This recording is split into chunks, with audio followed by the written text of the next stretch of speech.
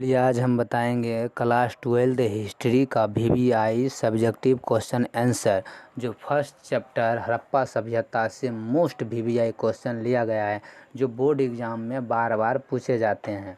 तो आज first chapter का फर्स्ट क्वेश्चन है पुरातत्व से आप क्या समझते हैं।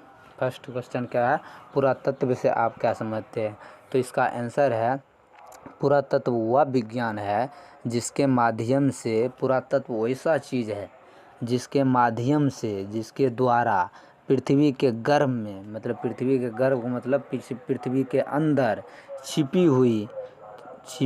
छुपा हुआ सामग्रियों का मतलब कोई वस्तु, छुपा हुआ कोई वस्तु अतीत के लोगों को मतलब आज पुरातत्व के माध्यम से, इसी के आधार पर हड़प्पा सभ्यता की कहानी लिखी गई है।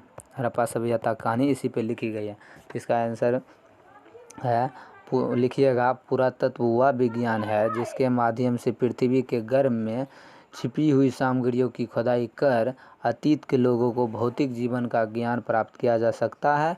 इसी के आधार पर हड़प्पा सभ्यता की कहानी लिखी गई है। तो पहला क्वेश्चन क्लियर है, इसमें कोई डाउट है। तो अगला क्वेश्चन है, क्वेश्चन नंबर 2 है, कार्बन 14 विधि से आप क्या समझते हैं। तो इसका आंसर होगा, कार्बन 14 विधि क्या होता है। कार्बन 14 विधि जो समय जो जिसका डेट लिखा जाता है, जैसे कोई इतिहासकार खुदाई करते हैं उसमें जो कहता है कि इसका शासनकाल इतना था, किससे पता लगते हैं, कहीं कहीं डेट लिखा होता है या तो कुछ अभिलेख मिलते हैं या कुछ पुरातत्व के वस्तुएं मिलते हैं या सिक्के मिलते हैं, उससे पता करते हैं। तो उसको पता करने के लिए कार्बन 14 विधि का यूज किया जाता है।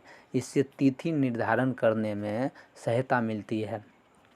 तो इस विधि का खोज अमेरिका के प्रख्यात रसायन शास्त्री B.F. लीबी द्वारा खोजा गया था, जो अमेरिका के था।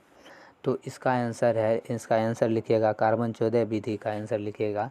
शुरू में लिखिएगा, जैसा कि हम जानते हैं कि तिथि निर्धारण की वैज्ञानिक विधि को कार्बन 14 विधि कहते हैं। तिथि जो निर्धारण करती उसके वैज्ञानिक विधि को कार्बन 14 विधि कहते हैं। तिथि निर्धारण की वैज्ञानिक विधि को कार्बन 14 विधि कहते हैं। इस विधि के अनुसार किसी भी जीवित वस्तु में कार्बन 12 एवं कार्बन 14 समान मात्रा में पाया जाता है। मृत्यु अथवा विनाश की अवस्था में कार्बन 12 तो स्थिर रहता है, लेकिन कार्बन 14 की मात्रा नियंत्रण क्षय होने लगता है। नियंत्रण का मतलब लगातार, क्षय मतलब घटने लगता है। तो कार्बन 14 की मात्रा नियंत्रण लगातार घटने लगता है, अर्थात जिस पदार्थ में कार्बन 14 की मात्रा जितनी कम होती है वह उतना ही प्राचीन मतलब पुराना माना जाता है। जिस वस्तु में, अगर किसी वस्तु की खोज हुई है उसमें अगर कार्बन 14 विधि से जो मापा जाएगा उसमें कार्बन 14 की मात्रा जितनी कम होगी वह उतना ही पुराना माना जाएगा। कार्बन 14 की विधि जितना ज़्यादा होगा वह उतना ही नया माना जाएगा। तो इसका साफ साफ आंसर लिखिएगा, जैसा कि हम जानते हैं कि तिथि निर्धारण की वैज्ञानिक विधि को कार्बन 14 विधि कहा जाता है।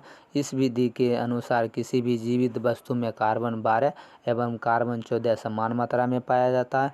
मृत्यु अथवा विनाश की अवस्था में कार्बन 12 तो स्थिर रहता है, लेकिन कार्बन 14 की नियंत्रण क्षय होने लगता है। कार्बन 14 की मात्रा नियंत्रण क्षय होने लगातार घटने लगता है, अर्थात जिस पदार्थ में कार्बन 14 की मात्रा जितनी कम होगी वह उतना ही प्राचीन मतलब पुराना माना जाएगा। अब अगला क्वेश्चन है, क्वेश्चन नंबर 3 है। क्वेश्चन नंबर 3 है, हड़प्पा सभ्यता की जल निकासी प्रणाली की विशेषता बताइए। हड़प्पा सभ्यता की जल निकासी प्रणाली की विशेषता बताइए। इस क्वेश्चन को पढ़ने से पहले हम पुरातत्व का बेसिक ज्ञान ले लेते हैं, उसके बाद फिर हड़प्पा सभ्यता की जल निकासी प्रणाली और जो क्वेश्चन है और क्वेश्चन को देखेंगे, उसका आंसर देखेंगे। पहले इसका बेसिक ज्ञान ले लेते हैं, इस क्वेश्चन पाएंगे। इतिहासकार आखिर पुरातत्व खोदते कैसे हैं, पुरातत्व खोद कर इतिहास कैसे लिखते हैं, आखिर पुरातत्व क्या है। पहले पुरातत्व क्या होता है, स्टेप बाय स्टेप क्या होता है। तो पहले किसी भी स्थान का अगर जानकारी लेना है, किसी भी सभ्यता की जानकारी लेना है, पहले इतिहासकार वहाँ पर जाकर पहले इतिहासकार वहाँ पर जाकर लंबत उत्खनन करते हैं। पहले जाकर वहाँ पर इतिहासकार लंबत उत्खनन करते हैं। इसमें सीमित क्षेत्र को लिया जाता है, एक सीमित क्षेत्र तय किया जाता है, उस क्षेत्र को लिया जाता है। इस पर सीमित क्षेत्र पहले तय किया जाता है, इतना क्षेत्र का खुदाई करना है, और खुदाई करते हैं, और जितनी गहराई पर जो वस्तु मिलेगा वह उतना ही पुराना माना जाएगा, और जितनी ऊपर मिलेगी वस्तु वह उतना ही नया माना जाएगा। उसे ही लंबत उत्खनन कहते हैं। अगर किसी सभ्यता के हमें विस्तार से जानकारी चाहिए तो वहाँ पर इतिहासकार क्षैतिज उत्खनन करते हैं। वहाँ पर क्या करते हैं इतिहासकार, वहाँ पर क्षैतिज उत्खनन करते हैं, जहाँ पर जिस सभ्यता का हमें पूरा विस्तार से जानकारी लेना होता है, वहाँ पर जाकर इतिहासकार क्षैतिज उत्खनन करते हैं। इसमें विस्तार क्षेत्र को एक ही बार पूरा क्षेत्र को ले लिया जाता है और उस पर उत्खनन किया जाता है। अगला पुरातत्व। आप समझते हैं कि पुरातत्व विभाग की आखिर स्थापना कब हुई। इसका कोई संगठन होगा तभी तो चलता है कोई भी संस्था। इसका संस्था था 1861 में पुरातत्व विभाग की स्थापना हुई। 1861 में पुरातत्व विभाग की स्थापना हुई। 1861 में पुरातत्व विभाग की स्थापना हुई। इसका जनरल डायरेक्टर कनिमघम महोदय को बनाया गया। कनिमघम महोदय को इसका जनरल डायरेक्टर बनाया गया। कनिमघम महोदय को इसका जनरल डायरेक्टर बनाया गया। उसके बाद 1872 में सभी इतिहासकार खोद कराने की तय किया कि यहाँ खोद करना है। उस पर विचार विमर्श करके 1872 में तय किया। इस परियोजना का जनरल डायरेक्टर कनिमघम महोदय को ही बनाया गया था। अब उसके बाद 1902 में सर जॉन मार्शल को इसका डायरेक्टर बनाया गया। किसे बनाया गया? सर जॉन मार्शल को इसका डायरेक्टर बनाया गया। सर जॉन मार्शल को इसका डायरेक्टर बनाया गया। इसी के शासनकाल में दयाराम साहनी ने हड़प्पा नामक स्थान की खोज की। वहाँ पर बहुत सारे मोहर उत्खनन की। उसके बाद खोज की दयाराम साहनी 1921 में से एग्जैक्ट इसका आंसर होगा हड़प्पा नामक स्थान की खोज 1921 में किया था। इसी के शासनकाल में 1900 में किया था। और इसका जो हड़प्पा सभ्यता, तब उसके बाद 1924 में जॉन मार्शल ने समक्ष विश्व के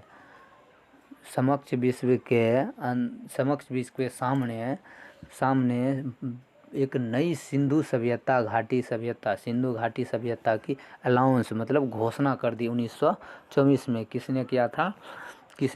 तो सर जॉन मार्शल ने 1924 में पूरा विश्व को बता दिया था कि एक नई सभ्यता की खोज हुई है, उसकी वस्तु पाई गई है। इसका क्लियर। अब चलिए अगला क्वेश्चन क्वेश्चन को और चलते हैं। इसका बेसिक ज्ञान हो गया। क्वेश्चन था हड़प्पा सभ्यता की जल निकासी प्रणाली की विशेषता बताइए।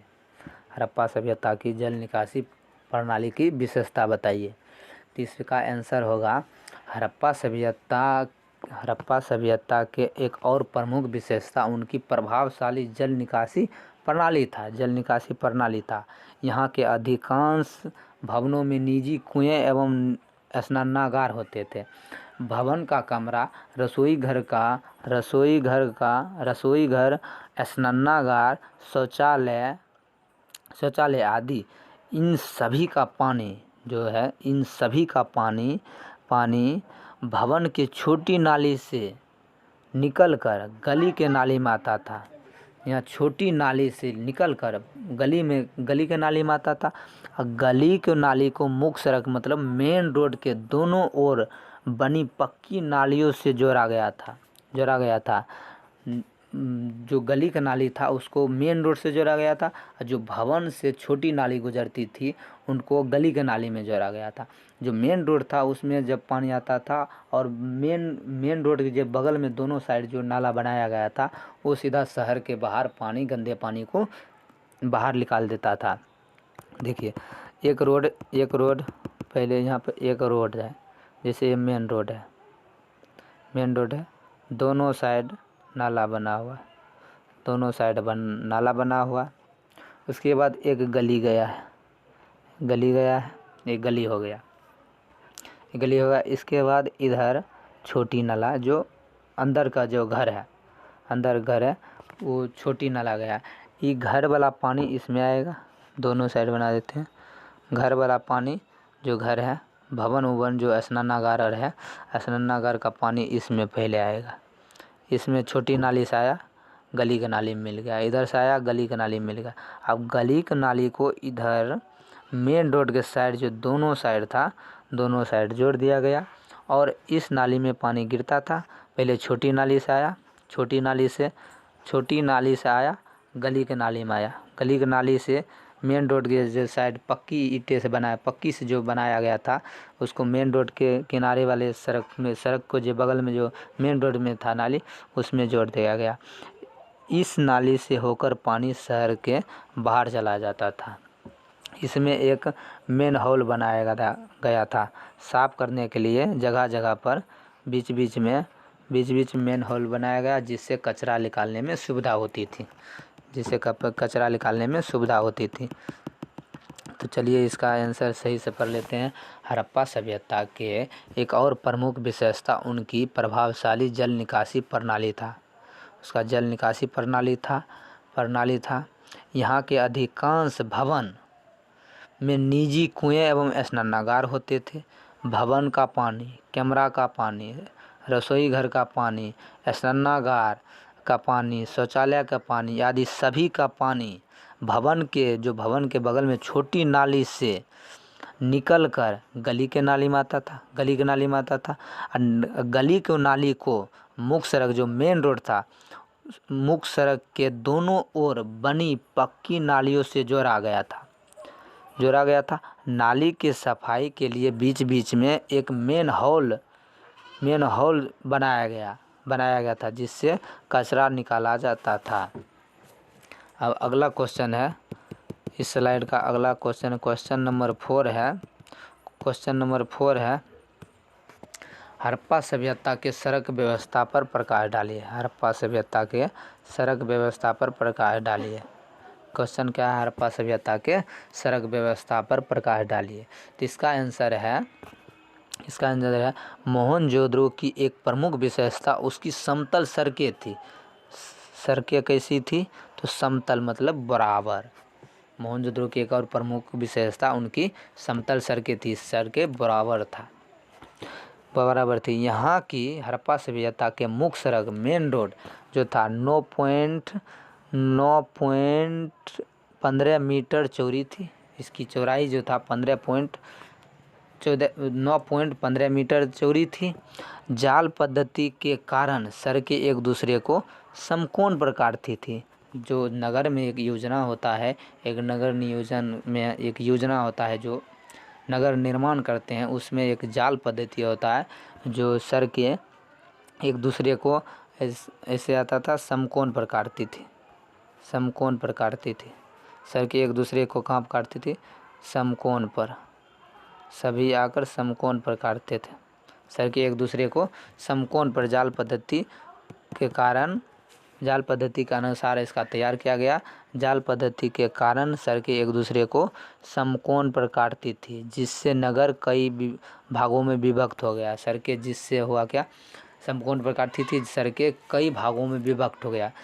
जाल पद्धति के अनुसार जो एक बिंदु से निकलती है और जाकर एक बिंदु पर मिलती है, पार भी हो सकती है, इससे पार भी हो सकती है, ऐसे पार भी हो सकती है, रास्ता इधर भी निकले इधर, तो समकोण पर इधर समकोण बनती है, समकोण बनती है। समकोण पर सड़कें जाल पद्धति के कारण सड़कें एक दूसरे को समकोण पर काटती थी, जिससे नगर कई भागों में विभक्त हो गया, मतलब बट गया। सड़कें मिट्टी का बना था, सड़कें क्या बना था, तो सड़कें मिट्टी का बना था। सड़क को सफाई के लिए जगह जगह पर गड्ढा खोदा गया। सड़क के सफाई के लिए जगह जगह पर गड्ढा खोदा गया। जैसे आज नगर पालिका में, पंचायत में एक गाड़ी, कचरा वाला गाड़ी देते हैं, ठीक उसी प्रकार हड़प्पा सभ्यता में जगह जगह पर इसकी सफाई, रोड की सफाई के लिए, सड़क की सफाई के लिए एक जगह जगह पर गड्ढा खोदा गया था। जगह जगह पर क्या खोदा गया था, गड्ढा खोदा गया, जिसमें कचरा रखा जाता था। जैसे आप डस्टबिन में रखते हैं कचरा, उसी तरह वहाँ पर गड्ढा खोदा गया था, सभी कचरा उसी में रखा जाता था। मोहनजोदड़ो के एक सड़क के दोनों किनारे चबूतरा बनने का साक्ष्य मिला है। जो बना था मोहनजोदड़ो की एक सड़क था, जो वहाँ पर एक चबूतरा बना था, दोनों किनारे, सड़क के दोनों किनारे चबूतरा बना था, जिससे इतिहासकार ने अनुमान लगाया, जिससे पता चलता है कि वहाँ पर दुकानदार बैठकर अपना सामान बेचता होगा। ऐसा इतिहासकार अनुमान लगाया है, क्योंकि हड़प्पा सभ्यता का जो लिपि था अभी तक उसका पढ़ा नहीं जा सका है। उसका चित्रतमक लिपि था, जो चित्र जैसा होता है, ऐसे चित्र बना हुआ था, जो अभी तक पढ़ा नहीं जा सका है। तो इसका आंसर क्लियर है, आसान भाषा है, अपना भाषा है। तो इसका एक बार देख लेते हैं। हड़प्पा सभ्यता की सड़क व्यवस्था पर प्रकाश डालें। इसका आंसर देख लेते हैं। मोहनजोदड़ो की एक प्रमुख विशेषता उसकी समतल सड़कें थी। यहाँ की मुख्य सड़कें 9.15 मीटर चौड़ी थी। जाल पद्धति के कारण सड़कें एक दूसरे को समकोण पर काटती थी, जिससे नगर कई भागों में विभक्त हो गया था। सड़कें मिट्टी का बना था। सड़कों को सफाई के लिए, सड़क के सफाई के लिए जगह जगह पर गड्ढा खोदा गया था, जिसमें कचरा रखा जाता था। मोहनजोदड़ो के एक सड़क के दोनों किनारे चबूतरा बना था, जिससे पता लगाया जाता है कि वहाँ पर इतिहासकार ने अनुमान लगाया कि यहाँ पर दुकानदार बैठकर अपना सामान वस्तु बेचता होगा। तो चलिए अगला क्वेश्चन है, क्वेश्चन नंबर 5 है। क्वेश्चन नंबर 5 है हड़प्पा सभ्यता के पतन के कारण। हड़प्पा सभ्यता के पतन के कारण तो सबसे मोस्ट MVVI क्वेश्चन है, तो हड़प्पा सभ्यता के पतन के कारण बार बार जब से एग्ज़ाम हो रहा है तब से पूछा जाता है इसका पतन के कारण। ऐसा सवाल बदल कर भी पूछ देता है कि हड़प्पा सभ्यता के 2 पतन कारण बताए, 3 पतन कारण बताए, या तो हड़प्पा सभ्यता के पतन के कारण बनाया। यहाँ पर जनरल हड़प्पा सभ्यता के पतन पर क्वेश्चन ले लिए हैं। तो 5 नंबर क्वेश्चन पूछा जाता है। 5 नंबर में ये क्वेश्चन हड़प्पा सभ्यता के पतन को पूछा जाता है। तो पहला क्वेश्चन है हड़प्पा सभ्यता के पतन के कारण। इसका आंसर लिखेंगे, हड़प्पा सभ्यता के पतन को लेकर सभी इतिहासकारों में मतभेद है। सभी इतिहासकार एक मत के नहीं है। उसके बाद लिखिएगा, पैराग्राफ चेंज करके लिखिएगा, इसके पतन के निम्नलिखित कारण है, जो इस प्रकार है। इसके बाद नीचे आइएगा, उसके बाद 1 नंबर देकर लिखिएगा बाढ़। 1 नंबर देकर लिखिएगा बाढ़, पहला कारण। इसमें है स्पेस देकर लिखिएगा कि कुछ इतिहासकार का मानना है कि हड़प्पा सभ्यता नदी के किनारे बसा हुआ था, जिसके कारण वहाँ पर बाढ़ आया होगा और इसका अंत हो गया है। कुछ इतिहासकार का मानना क्या है? कुछ इतिहासकार का मानना है कि हड़प्पा सभ्यता नदी के किनारे बसा था, वहाँ पर बाढ़ आया होगा, जिसके कारण उसका पतन व अंत हो गया होगा। तो फिर कुछ इतिहासकार 2 नंबर देकर लिखिएगा बाहरी आक्रमण।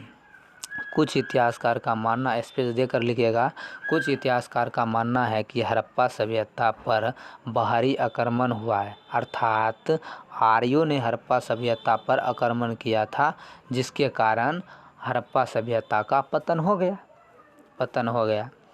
उसके बाद तीसरा लिखिएगा, 3 नंबर देकर लिखिएगा और भूकंप, अब भूकंप देकर स्पेस ऐसे दे दीजिएगा। उसके बाद लिखना प्रारंभ कीजिएगा। तो इसमें लिखिएगा अपना जो मन है, एक 5 पॉइंट याद कर लीजिए, उसके बाद क्वेश्चन पूरा सॉल्व हो जाएगा। तो तीसरा कारण है भूकंप। कुछ इतिहासकार का मानना है कि समय समय पर भूकंप आया होगा, जिसके कारण हड़प्पा सभ्यता का पतन हो गया है। उसके बाद चौथा कारण लिखिएगा जलवायु परिवर्तन। कुछ इतिहासकार का मानना है कि हड़प्पा सभ्यता का अंत जलवायु परिवर्तन के कारण हुआ है। कुछ इतिहासकार का ये मानना है। तो सभी इतिहासकार एक मत नहीं है। इसके निम्नलिखित कारण है।